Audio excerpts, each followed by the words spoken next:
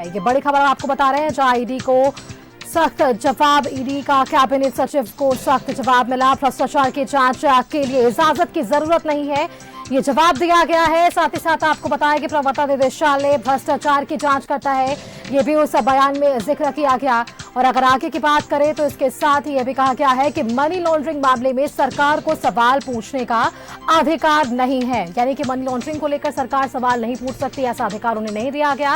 Cabinet सचिव वंदना डाडेल ने ED को ये पत्र भेजा है और इसके बाद ये जवाब अभिषेक प्रसाद पिंटू और साहिबगंज डीसी रामनिवास यादव को समन के बाद पूछताछ के लिए बुलाया गया था और उसके बाद ईडी का कैबिनेट सचिव को ये सख्त जवाब जो है वो दिया गया है।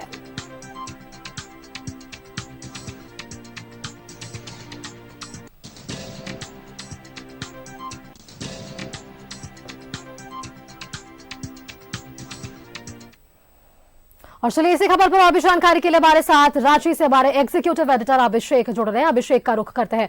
अभिषेक, देखिए साल की शुरुआत होती है और ईडी की कार्रवाई की भी शुरुआत हमने देखी, लगातार एक के बाद एक समन जारी किए गए, मुख्यमंत्री को भी समन जारी किया गया। लेकिन उससे पहले अभिषेक प्रसाद और पिंटू जो कि मुख्यमंत्री के प्रेस सलाहकार हैं और साहिबगंज के डीसी रामनिवास यादव, उन्हें भी समन जारी किया गया। उसके बाद ये एक पत्र जो है कैबिनेट सचिव वंदना डाडेल ने जारी किया, जिसमें साफ तौर पर ईडी का कैबिनेट सचिव को सख्त जवाब देखने को मिला और भ्रष्टाचार की जांच के लिए इजाजत की जरूरत की बात उन्होंने कह दी है। अभिषेक, सुष्मिता, ये बहुत ही सख्त जवाब माना जाएगा। इस मामले को समझने की कोशिश कीजिए। 31 दिसंबर को गांडेय विधानसभा की सीट खाली की जाती है। उस दिन के बाद से पूरे राज्य में हलचल का माहौल तेज हो गया है, राजनीतिक गलियारे में तेज चर्चाएं हैं। उसके बाद गवर्नर चले जाते हैं, तमिलनाडु गवर्नर को जाना था, उनका पूर्व निर्धारित कार्यक्रम था।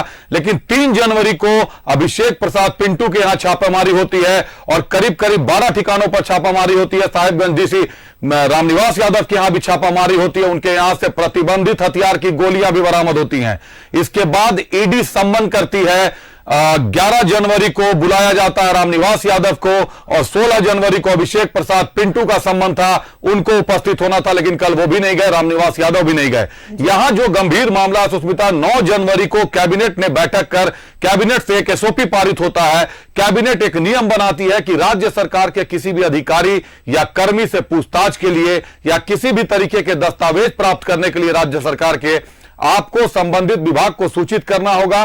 संबंधित अधिकारी जिसको सम्मन या नोटिस किया जाता है, वो अधिकारी अपने विभागीय प्रधान को बताएगा। विभागीय प्रधान इसकी सूचना मंत्रिमंडल निगरानी को देगा।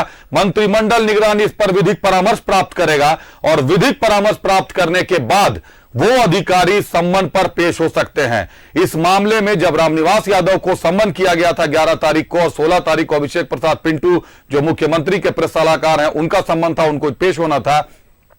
कैबिनेट की सेक्रेटरी वंदना डाडेल ने चिट्ठी लिखी ईडी को और चिट्ठी में यह साफ लिखा, इन दोनों नामों का जिक्र करते हुए, कि इनको जो सम्मन किया गया है इसमें धाराएं स्पष्ट नहीं है और प्राथमिकी स्पष्ट नहीं है। प्राथमिकी में किन धाराओं के तहत सवाल जवाब होना है, इसको गंभीरता से लेते हुए अभी जो जानकारियां छनकर सामने आई हैं, ईडी ने जवाब दे दिया है। कैबिनेट सेक्रेटरी के नाम से वंदना डाडेल को जवाब भेजा जा चुका है। ईडी ने साफ कह दिया है कि प्रवर्तन निदेशालय भ्रष्टाचार के मामलों की जांच करता है और भ्रष्टाचार के मामलों की जांच के लिए उसे राज्य सरकार से भी पूछने की जरूरत नहीं है और किसी को भी सम्मन या नोटिस करने के लिए, सवाल जवाब करने के लिए, मनी लॉन्ड्रिंग के मामलों में तहकीकात करने के लिए किसी भी तरह की अनुमति लेने की जरूरत नहीं है। और आपको यह एक बात और बता दें सुष्मिता कि हम पहले दिन से न्यूज़ 11 यह बात कह रहा है कि सुप्रीम कोर्ट ने ईडी की शक्तियों को और सम्मन करने की शक्तियों को अक्षुण्ण रखा है। बावजूद उसके ये एसओपी बनती है, इस एसओपी पर कई सवाल भी हुए और आज जब ईडी ने इसका जवाब दे दिया है तो अब इसके बाद कई नए मामले, कई नए टर्न आने वाले हैं। निश्चित तौर पर कैबिनेट सेक्रेटरी अपनी तरफ से इसका जवाब देंगे, लीगल एस्पेक्ट्स देखे जाएंगे। लेकिन न्यूज़ 11 भारत ने इस मामले में अधिवक्ताओं से भी बात की थी और अधिवक्ताओं ने भी साफ तौर पर यह कहा था कि ईडी की शक्तियों के आगे किसी भी राज्य का एसओपी कोई मतलब नहीं रखता है। यह सिर्फ समय को टालने की बात हो रही है, इससे ज्यादा और कुछ नहीं हो सकता है। यहां आपको एक बात और बता दूं सुष्मिता कि अभी थोड़ी ही देर पहले गवर्नर का हमारे पास टिप्पणी गवर्नर की आ गई है। गवर्नर ने मीडिया से बातचीत करते हुए कह दिया है कि कोई भी व्यक्ति हो, इंक्लूडिंग मुख्यमंत्री उन्होंने कह दिया कि किसी भी राज्य के मुख्यमंत्री हो वो कानून से ऊपर नहीं है, ईडी अपनी कार्रवाई कर रही है, ईडी को जवाब देना होगा। गवर्नर ने बातचीत में यहां तक कह दिया कि देश के प्रधानमंत्री भी लंबे समय तक जांच एजेंसियों के प्रति जवाब दे रहे हैं, ऐसे में वो कोई भी लीडर हो उसको जवाब तो देना ही होगा। जब गवर्नर से पूछा गया कि विधि व्यवस्था को लेकर जो पिछले 3 दिनों में हड़कंप मचा हुआ है, कांग्रेस के कद्दावर नेता बंधु तिर्की ने कह दिया था कि आदिवासी लोग आक्रोश में है, ढेलमुंगरा निकल सकता है कभी भी। कल जेएमएम ने पीसी की थी, जेएमएम ने पीसी में कह दिया आदिवासियों में आक्रोश है। आज साहिबगंज में बंद का ऐलान है, पूरे साहिबगंज को बंद रखा गया है। जब इस मामले में गवर्नर से पूछा गया कि आखिर पब्लिक में आक्रोश है, जनता में आक्रोश है, तो गवर्नर ने साफ कहा कि लोकतंत्र पर सवाल उठाना कहीं से अनुमति नहीं है, किसी को अनुमति नहीं है, और पब्लिक को क्यों गुस्सा आना चाहिए। कानूनी तौर पर ईडी अपना काम कर रही है, जांच एजेंसियां अपना काम कर रही हैं। देश का कोई भी नेता हो, कोई भी लीडर हो, उसको जांच एजेंसियों को सहयोग करना ही होगा। यह कानून है और कानून से ऊपर कोई नहीं। सुष्मिता। बिल्कुल अभिषेक, आपने सारी बातें सामने रखी किस तरीके से ये पहले कांडा विधानसभा की जो सीट है वो खाली कराई जाती है, उसके बाद ये समन और नेतृत्व परिवर्तन को लेकर भी काफी चर्चाएं हुई थी अभिषेक। लेकिन इस बीच जब हमने देखा कि 7वां समन मुख्यमंत्री को जारी किया गया था अभिषेक, उस वक्त ईडी ने समय, स्थान और जगह खुद मुख्यमंत्री से पूछा था, और अब वो जवाब मांगा गया था कि 16 से 20 जनवरी के बीच आप वो समय, तारीख और स्थान बताइए, और अब सीएम की ओर से जवाब दे दिया गया अभिषेक। 20 तारीख की वो अहम तारीख होने वाली है। साथ ही साथ उसके पहले अगर हम देख रहे हैं तो एक उबाल आदिवासियों में, जिस तरीके से जेएमएम बता रही है कि आदिवासियों में एक उबाल देखने को मिल रहा है, साहिबगंज में उसका एक नजारा भी हमें देखने को मिल रहा है अभिषेक।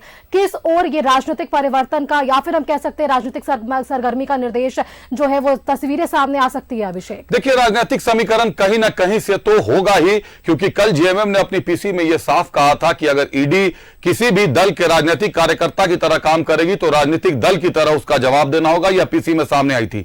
यहां आपको एक बात और बता दूं कि 7 सम्मन पर मुख्यमंत्री नहीं गए थे, उन्होंने हर बार चिट्ठी लिखी। 8वीं बार जब ईडी ने पत्र भेजा और उसमें यह कहा कि इसको सम्मन ही माना जाए, 16 से 20 जनवरी की कोई तिथि दीजिए बातचीत के लिए, उसके बाद मुख्यमंत्री के यहां से चिट्ठी जाती है जिसमें कहा जाता है कि 20 जनवरी को मुख्यमंत्री आवास पर पूछताछ होगी। लेकिन सीएम के यहां से इस चिट्ठी के जाने के बाद राजनीतिक सरगर्मियां तेज हो गई हैं। तुरंत में बंधु तिर्की का बयान आ जाता है, तुरंत में जेएमएम पीसी करती है और सीधे सीधे आदिवासियों में और गांव में आक्रोश की बात करती है। साहिबगंज बंद का ऐलान आनंद फानन में किया जाता है। तो कहीं ना कहीं से एक दबाव, एक राजनीतिक दबाव कह ले या जन दबाव कह ले, वो बनाने का प्रयास किया जा रहा है। अब इस प्रयास में कितना राजनीतिक पार्टियां सफल हो पाती हैं, दूसरी तरफ ईडी के पास क्या साक्ष्य हैं, क्या तथ्य हैं जिनके आधार पर ईडी पूछताछ करनी चाहती है, यह देखना अभी दिलचस्प होगा। मामला गंभीर मोड़ पर आ गया है। और यहां आपको एक बात और बता दूं कि जो राज्य की विधि व्यवस्था है, विधि व्यवस्था को लेकर गवर्नर की जो टिप्पणी आई है सीपी राधाकृष्णन साहब की, वो बहुत सख्त टिप्पणी मानी जा सकती है कि विधि व्यवस्था में किसी तरीके का कॉम्प्रोमाइज नहीं किया जा सकता है, लोकतंत्र पर कोई सवाल खड़ा नहीं होना चाहिए। इससे पूर्व ईडी ने जो सीएम को पत्र लिखा था उसमें भी यह साफ कहा था कि मुख्य सचिव को, गृह सचिव को और डीजीपी को इस बात की जानकारी दे दी जाए कि राज्य की विधि व्यवस्था में किसी भी तरीके का कोई ढिलाई नहीं होना चाहिए, किसी भी तरीके का कोई उलटफेर नहीं होना चाहिए, कहीं से कुछ खराबी नहीं आनी चाहिए। तो कहीं ना कहीं यह मामला अगर अदालत में भी कल होकर जाता है तो ईडी अपनी चिट्ठियों और अपने संबंध के हिसाब से मजबूती से अपना पक्ष रखेगी।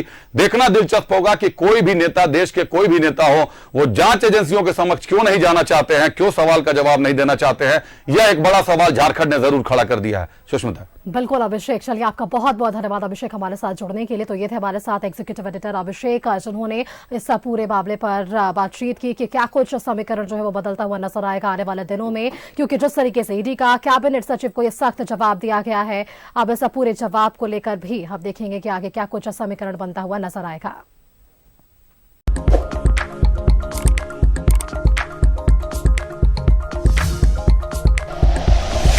Like and share videos, subscribe करें हमारा चैनल और प्रेस करें बेल आइकॉन। न्यूज़ 11 भारत, सच है तो दिखेगा।